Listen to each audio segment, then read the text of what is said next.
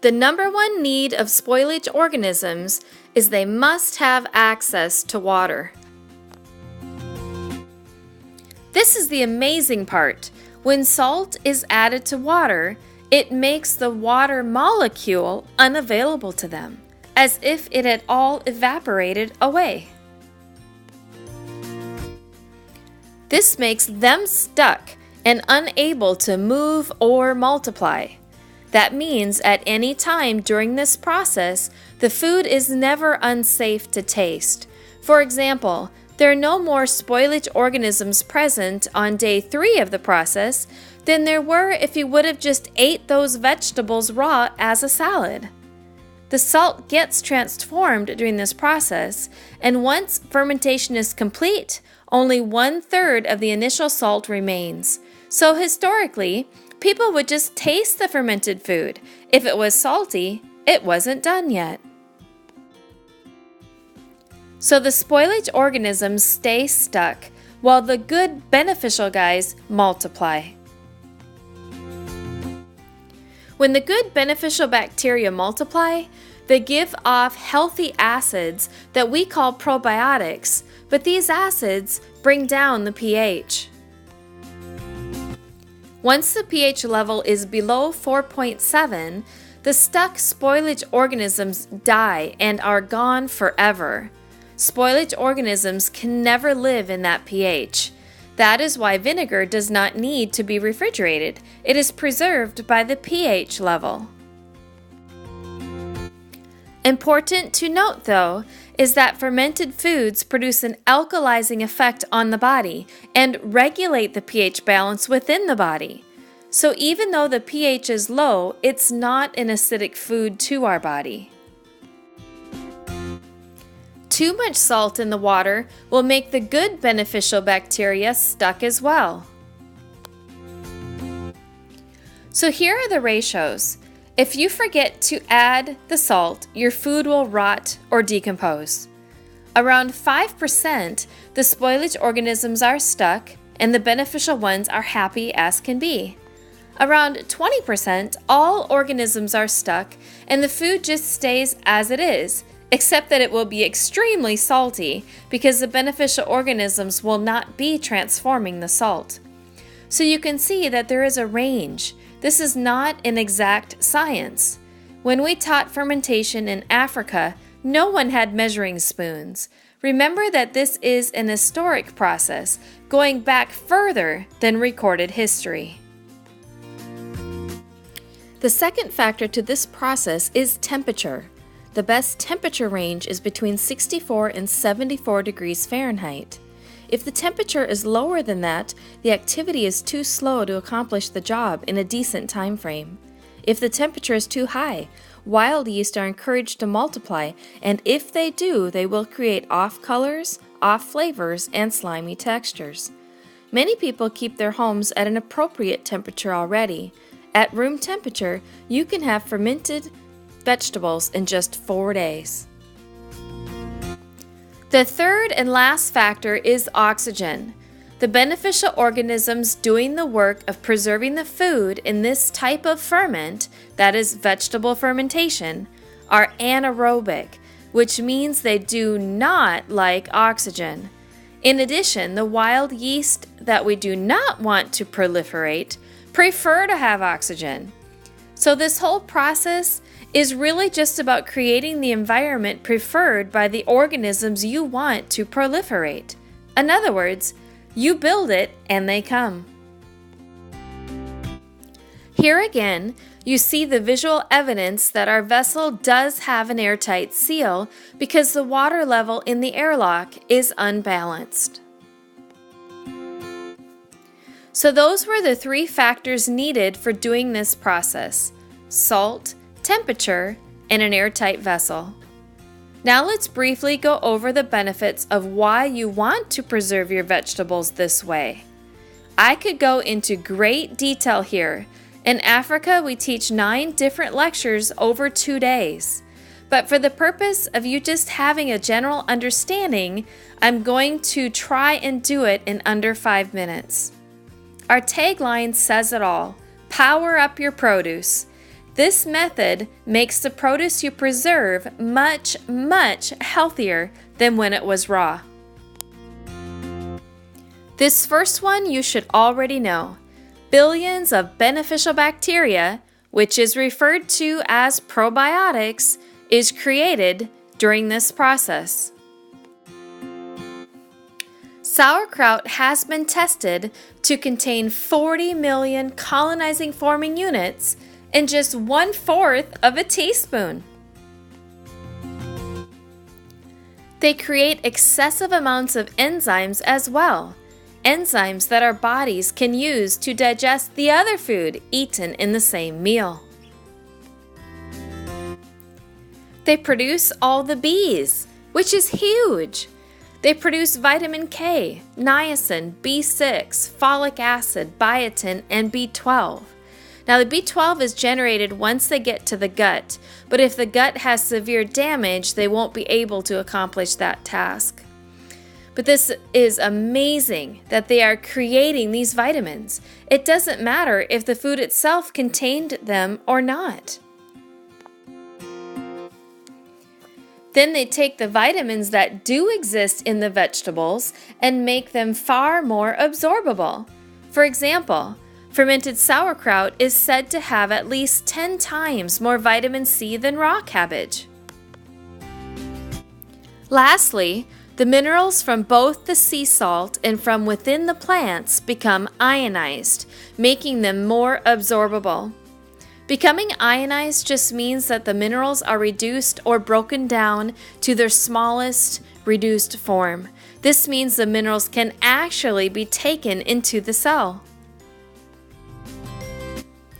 80% of the immune system is dependent on the beneficial bacteria in the gut.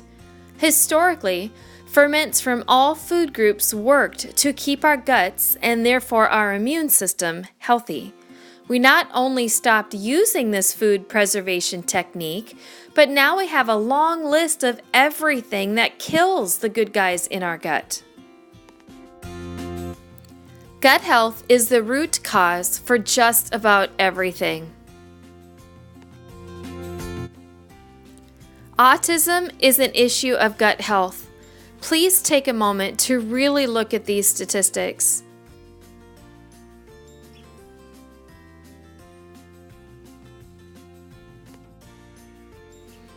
Autoimmune is caused by gut issues because the compromised gut bacteria balance allows tears to happen in the gut lining, which allows undigested food particles into the bloodstream. 2,000 people die every single hour worldwide from cardiovascular disease, which is now being connected with a gut imbalance. Traditional people enjoyed a steady diet of foods preserved by fermentation. These foods were delicious with incredible flavor profiles. Our modern era's absence of fermented foods is contributing to an alarming health crisis. With decreased function, let me ask you, do you experience brain fog? Forgetfulness? Trouble focusing? But the worst symptom of all is the fact that it contributes to an increase in violent tendencies. Issues from a gut imbalance are passed on to the next generation, only the symptoms increase with each generation, as evident by the autism statistics. For the sake of all of us, will you please help each of your customers to take a fermentation kit home with them and start using it? I've already discussed the function of each of the 4 components to our kit. Some of the other benefits would be that you can choose from several different mason jar sizes, from making just half a pint to half a gallon. If you want to ferment some sushi ginger, for example, you wouldn't want a half gallon of it. The other advantage is when fermentation is complete, you don't have to dump everything out of your fermentation vessel to transfer it to other storage jars. You simply change the lid and start again. Also, our catch cup is much better than a weight in that it allows a place for expanding liquids to escape too, which allows you to fill the jar as full as possible, eliminating more oxygen from the very beginning. So here is what is included inside our main kit called the Master System.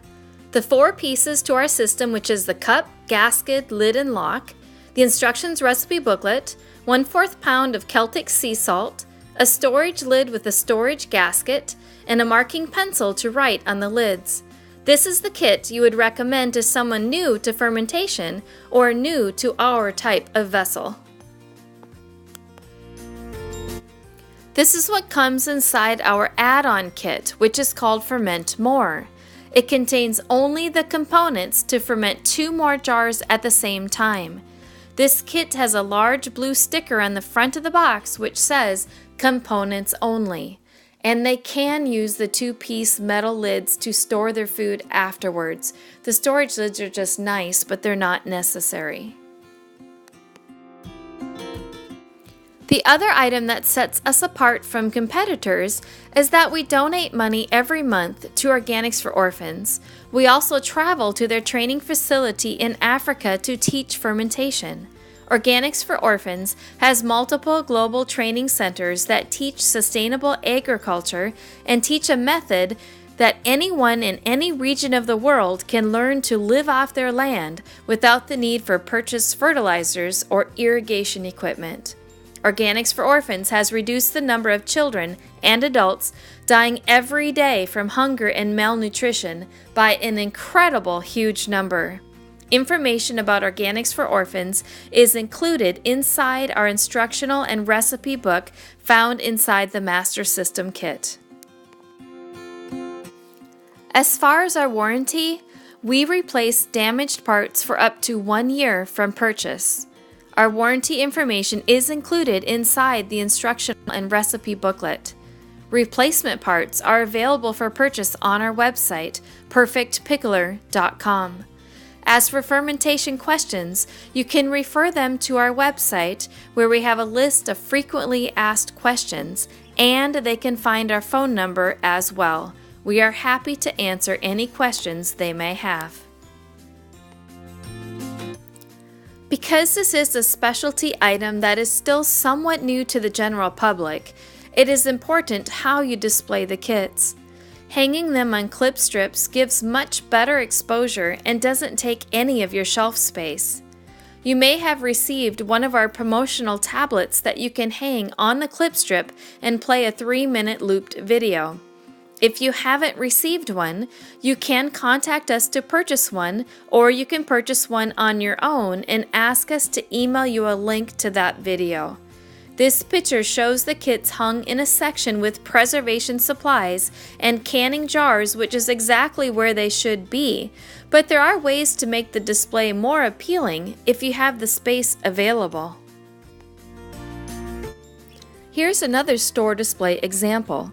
If it were my store, I would take the jars that I'm fermenting for myself and let them ferment inside the store so they can draw attention during that time frame. It's nice that our kit does not leak or allow fermenting odors. This makes it perfect to sit on the store shelf. However, the jars will leak if you overfill them when making sauerkraut. It is okay to open the fermenting vessel at any time if you need to fix them. I wish I had more images to share with you. Please send us an image of your store display. But of course, the best way to promote the kits ever is to do a demo. We find if we can just talk to a person for 60 seconds, they will almost always purchase a kit. Thank you so much for attending. We hope it not only helps you to sell the product, but that hopefully it will be a tool to improve your own health as well as your customers.